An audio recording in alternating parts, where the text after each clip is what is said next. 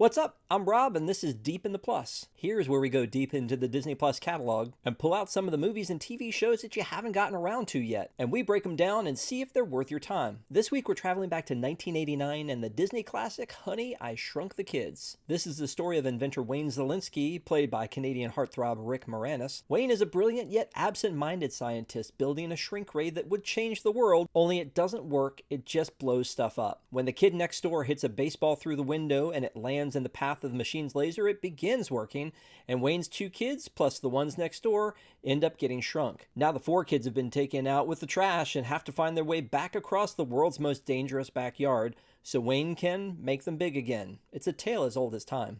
So ladies and gentlemen, put on your safety goggles and get ready for some weird science Disney style, because we're going deep in the plus.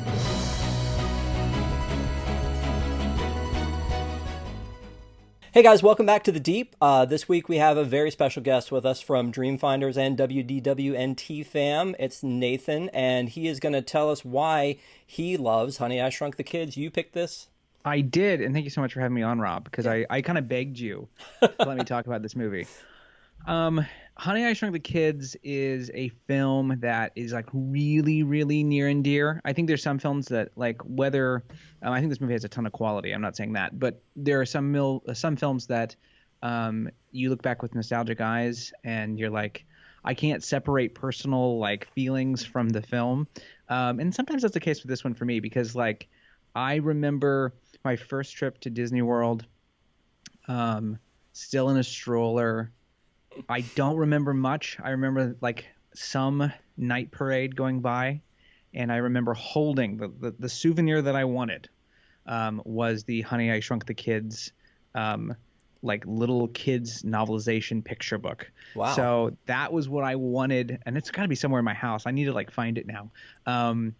And it was and I just loved that film when I was a kid. It scared me a little bit. And it thrilled me a little bit, and there was just something about it. So it impressed on me at a very, very young age. And like going back and watching it now on Disney Plus, and I've of course seen it since Disney Plus, before Disney Plus, but going back and watching it, like it just holds up. It's a very good movie. I just think it's worth talking about. You know, one of the things that I think is really cool about it is it has sort of become the modern day legacy IP for Disney.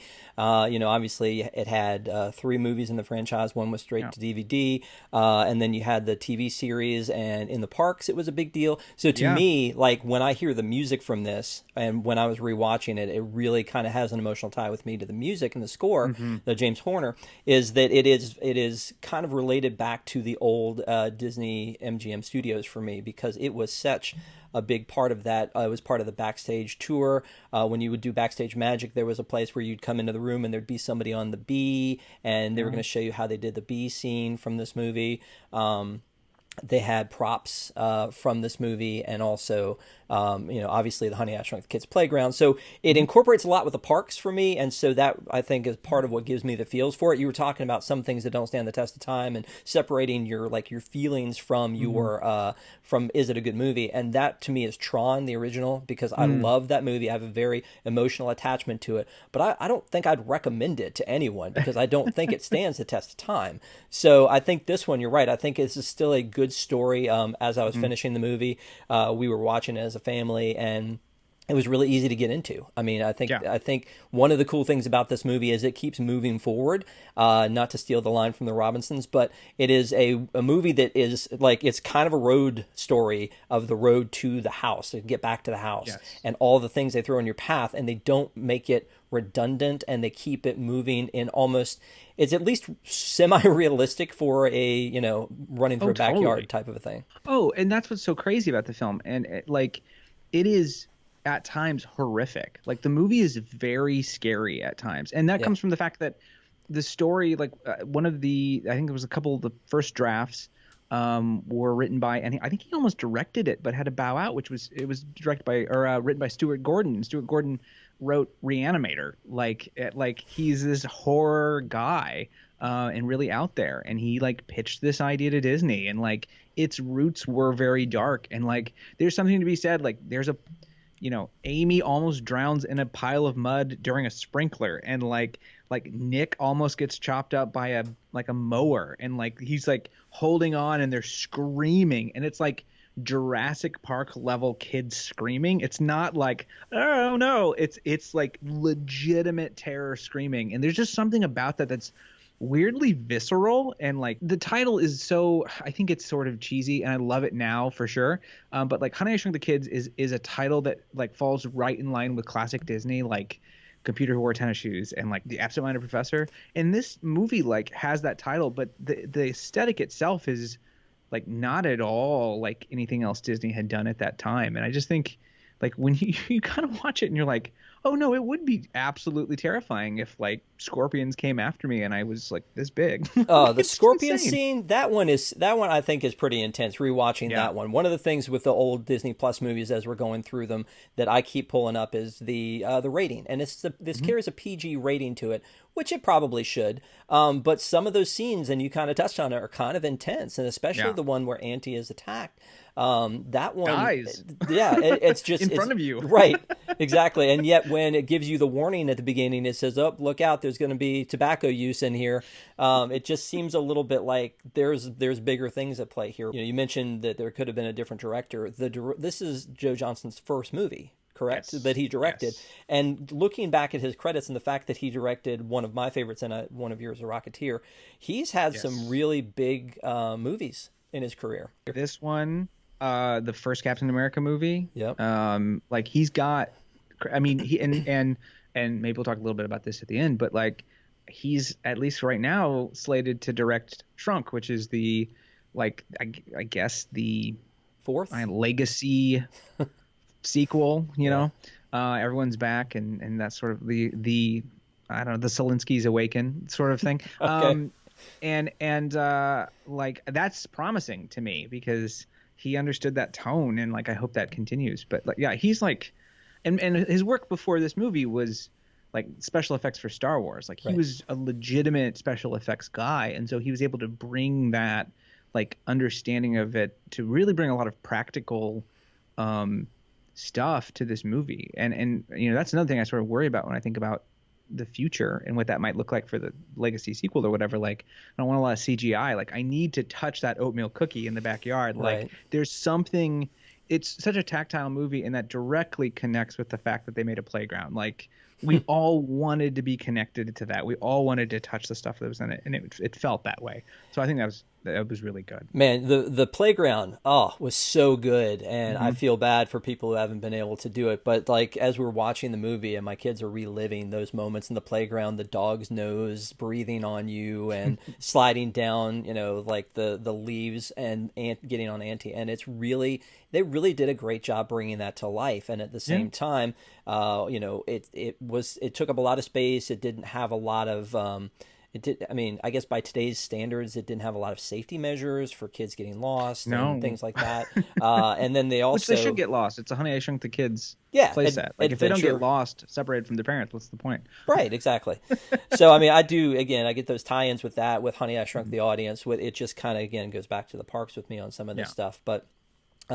He didn't. We're talking about the director again. He didn't always have these. They weren't all hits, because I was also looking at Hidalgo, which was also done for the Disney company, and also the Nutcracker in the Four Realms. Neither of those did so hot. But for the most part, he does movies. I mean, he did Jumanji, right? So yes, he did. I'm a fan of his work. I agree with you. I hope that he brings the same tone back to that movie when the next one comes out. But speaking of like kind of effects and things, there were a lot of practical effects in this movie. There was some I guess the bugs were a cross between maybe puppet and stop motion. Yeah, they were sitting on Auntie for sure. And then when you get to the fight scenes with Auntie and the Scorpion, like those are very classic stop motion stuff. But they felt see, that's part of it that I don't think stands up though. It felt very, there were some movies, there was Sinbad movies. I don't know if you ever saw a Sinbad movie, the but old, that's who was that? Who did all that old stop motion? I forget his name, but I don't know. But that I had some flashbacks Jason of the that. Argonauts. Yeah, exactly. So when I see that, like that one, like every now and then there would be some effects that would take me out of it. But like when you see them on some, like on the floor or on the Cheerios and things like that, it really those were practical effects, and it's going to be interesting to see if in the next movie, if they go practical on those things to keep it kind of in the same realm, or if they're going to go all CGI, because they certainly could go CGI and make it look a lot better. But would it look out of place with the rest of the movies? I don't know. Yeah, and like talking about those physical sets, like we sort of mentioned the Oreo cookie and maybe the Lego, but like that cigarette burning like in the backyard is like it's a really cool effect. And he like kind of puts the thing up to it and lights it, and like gets his little torch. Like that takes a lot of work to think through how to make something look on fire and big and you know, they just don't do that kind of stuff anymore. And I hope it comes back, because I think that's special. I don't think it will, sadly, but because it's also more expensive probably. But it is something special when you can kind of be that tactile. And then the act, like I'm sure you're gonna bring this up, like the acting in this movie, like it kicks. It's so good. It's so funny. I was literally about to say, like, let's get to the cast, because like Rick Moranis, this was like basically, you know, these movies were kind of near the end of his career. Before he went into his 24-year hiatus of live action stuff. It was and like then peak post Ghostbusters. Like, I don't know, what else was he doing? There was like a movie with Tom Arnold he did, and like My Blue Heaven, and like some stuff. Yeah. Well, and he did. I mean, was like he did animated, so he did, you know, the voice of the voice in Brother Bear. But then he did like the early SCTV stuff with Bob and Doug McKenzie, and then the Strange Brew movie and things like that. So it's, I don't know, it's one of those things. It's funny that like I would not have pictured him as like somebody that I would have missed until he was gone, and then I'm like, well, that's a shame that he's not around anymore, because he did have some really interesting roles.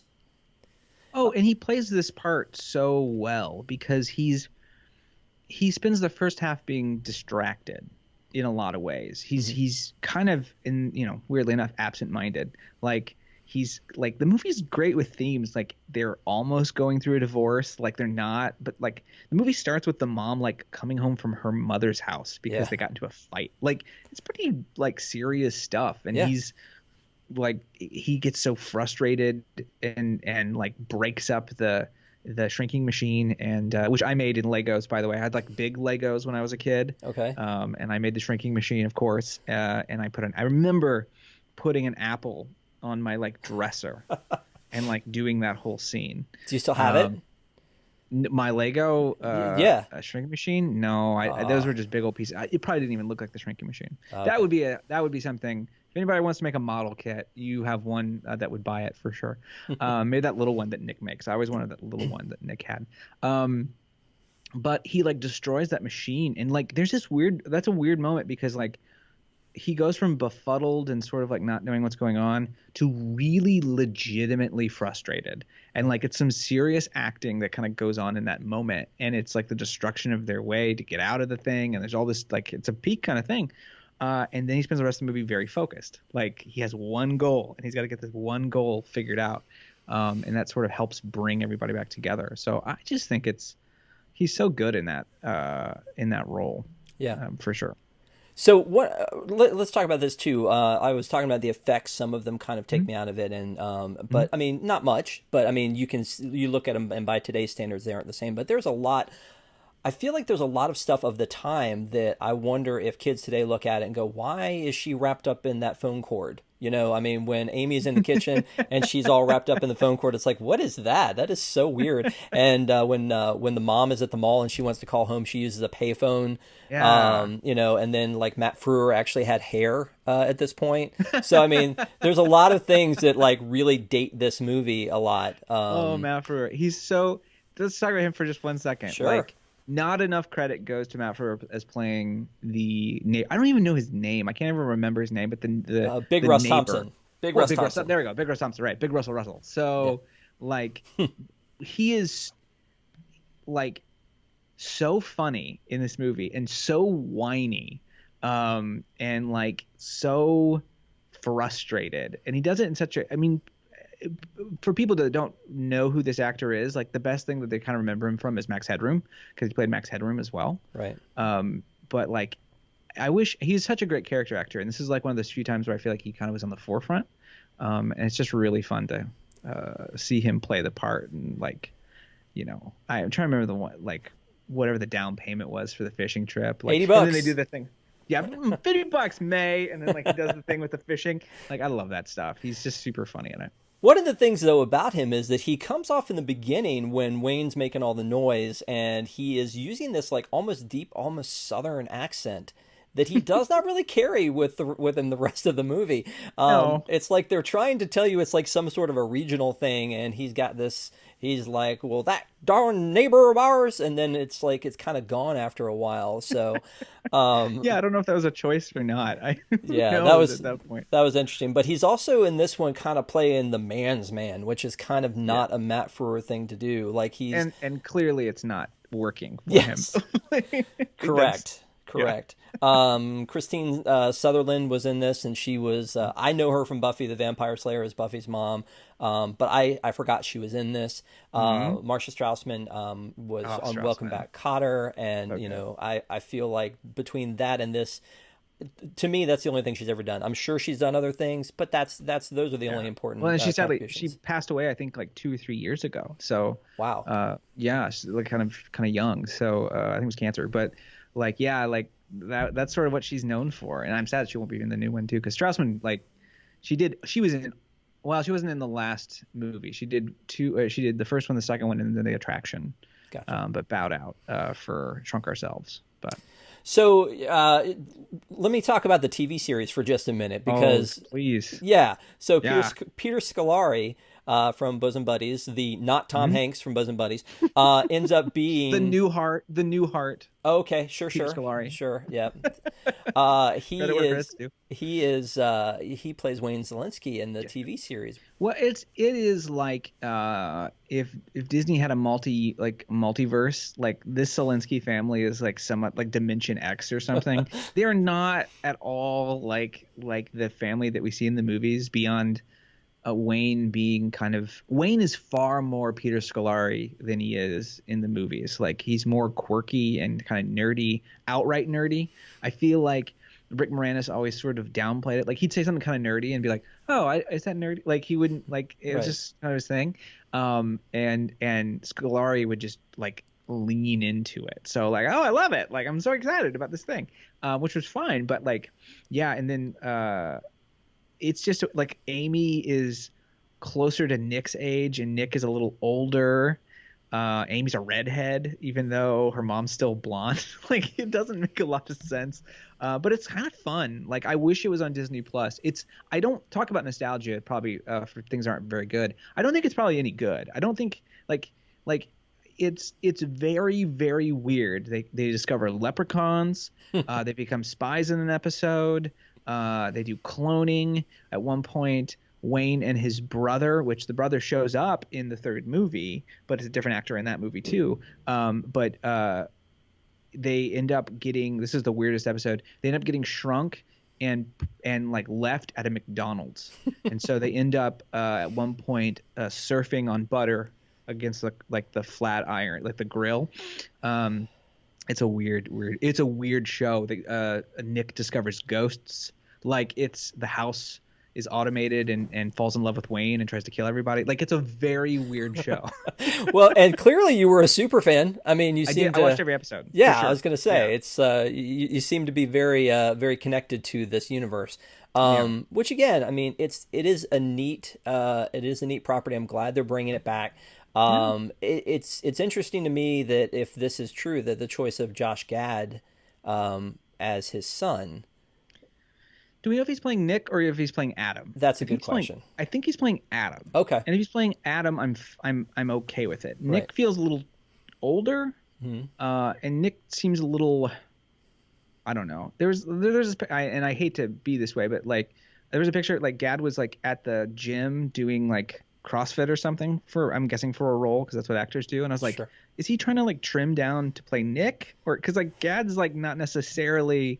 Like he doesn't look like somebody that would be beyond like spectacles and sort of the face. He's not very like I don't know. He doesn't remind me of a Szalinski necessarily. Right. So usually I think scrawny and nerdy. So we'll see if he's playing Nick. You can kind of do whatever because Nick's not been around since like the attraction. So Nick was in the third movie. I'm sorry, but he was played by Bug Hall, from Little Rascals. So and Safety Patrol with Leslie Nielsen, if you ever saw that wonderful little Disney movie. I did not. No one did. But yeah, I don't know. We'll see. Yeah. I think the only person who loves How I Shrunk the Kids more than me is Josh Gad. So I'm okay. Like, I feel he seems really, it feels like he's executive producing or something, and he's trying to get it really right, because he seems very dedicated. Kind of like Jason Segel with the Muppets. Like, he loved it, which is why he did it, and and he was a big part of it. So he's going to treat it with care and not just I think so. Not just there for a payday. That's he's going good. to use that Olaf influence and make me a good Honey I Shrunk the Kids movie. So I'm fine with it.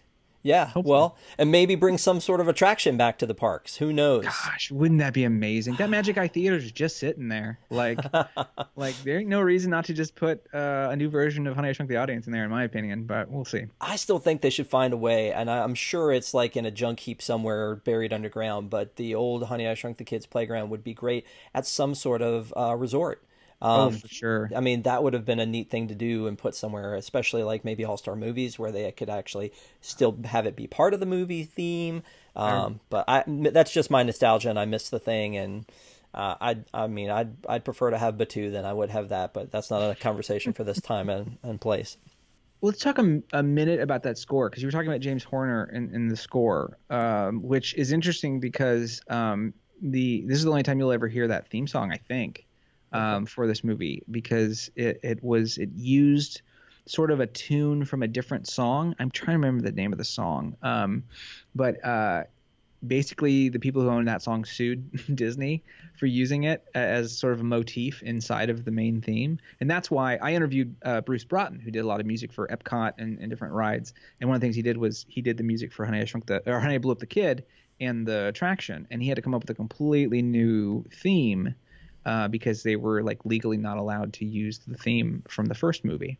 And I think that's a shame, because that soundtrack is something I still listen to. It is so like precise and good, that bum bum bum ba-da-na-na-na-na, like that sort of like, and when they get up the shrink ray and it's like boom, and he's walking up the stairs and boom boom boom boom boom boom boom boom, it's just, it really hits. And I think that is such a memorable score, because it does do that exactly like the tone of the movie. It's whimsical and then goes right into these big organ sort of like horror chords and back. You use the word whimsical about that music, and I agree with you, and I do get like very much vibes of using that in the parks when I hear that music.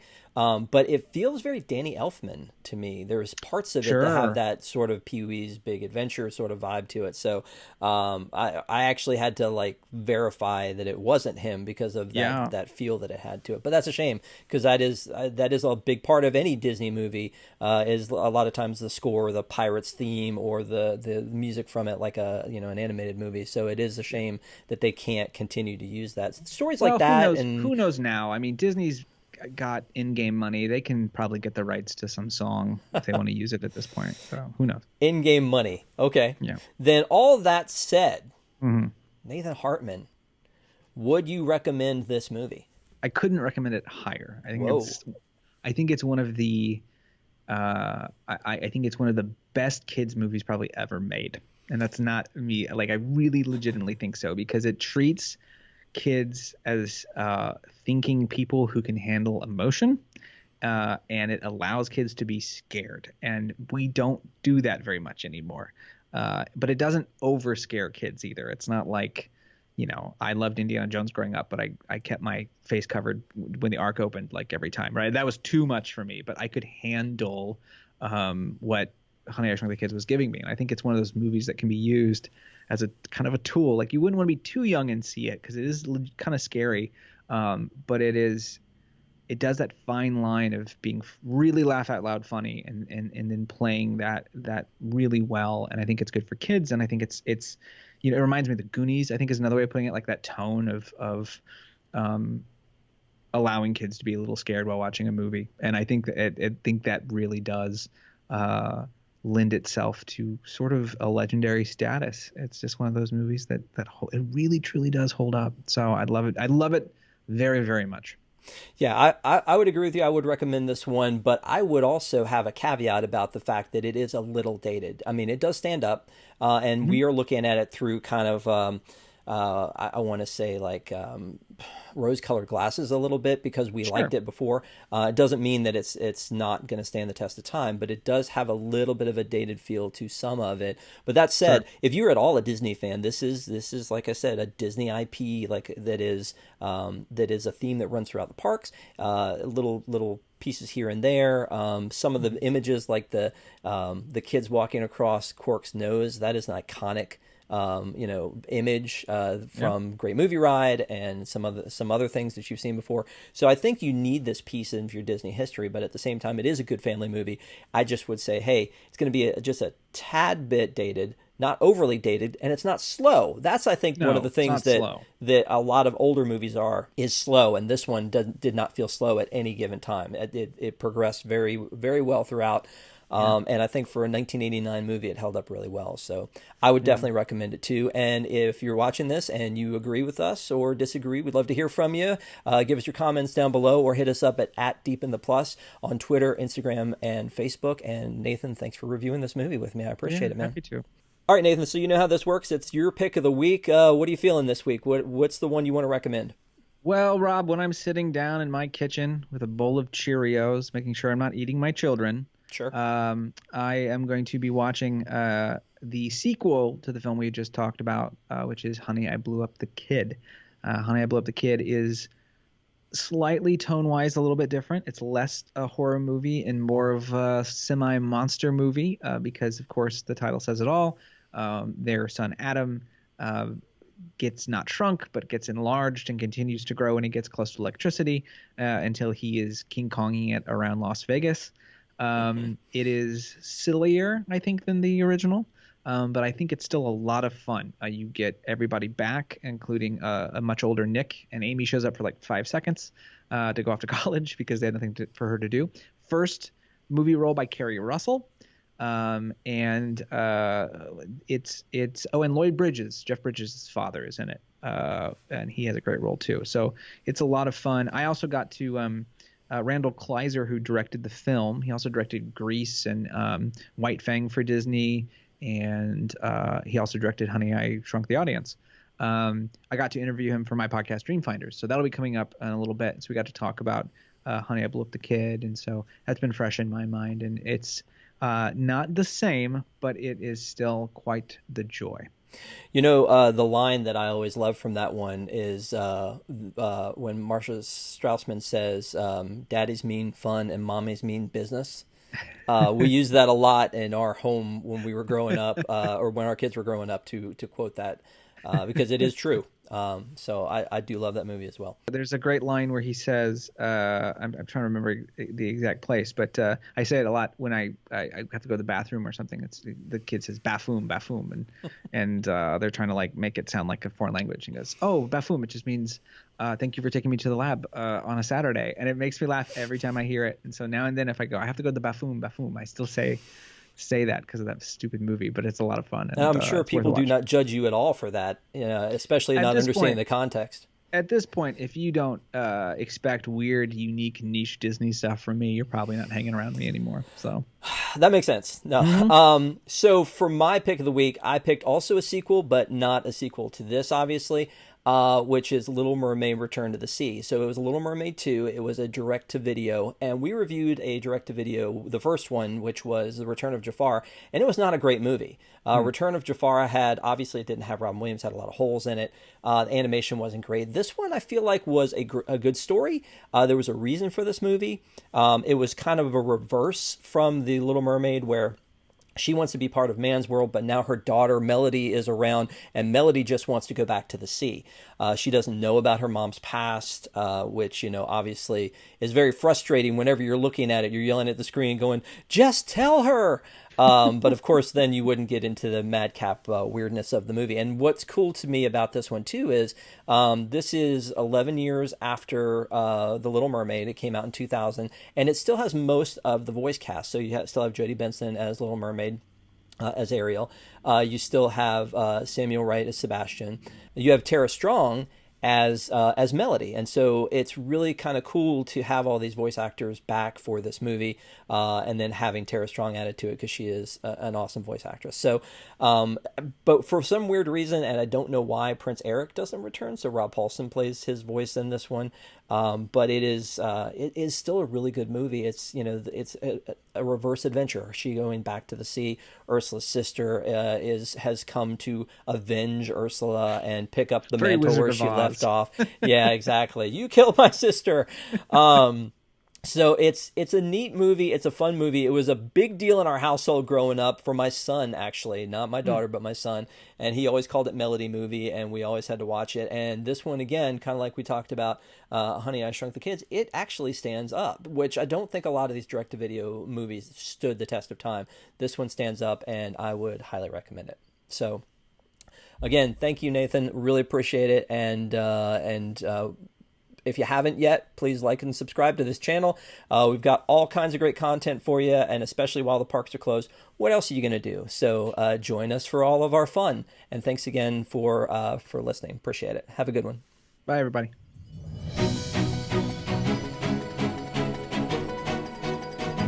If you like what you're watching, make sure you like and subscribe. You can also find us on social at Deep in the Plus on Instagram, Twitter, and Facebook. And if you're a Disney Parks fan, don't forget to catch me and Rob on Park Center Wednesday nights at 9 p.m. on WDWNT.com.